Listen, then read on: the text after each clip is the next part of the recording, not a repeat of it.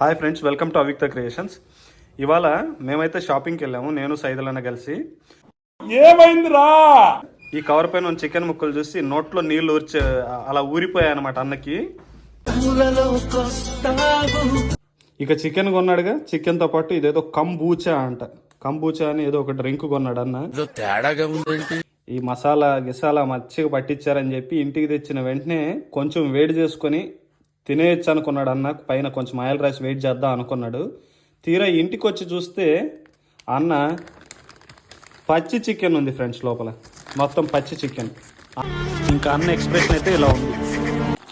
ఇంకా ఫైనల్గా అన్న చికెన్ మొత్తం పాపం గ్రిల్ చికెన్ చేద్దామని తెచ్చి ఇలా ఫ్రై చేస్తా అని చెప్పి మా ఫైనల్ కూర చేశాడు. ఇంకా ప్లేట్లో పెట్టుకొని తింటుంటే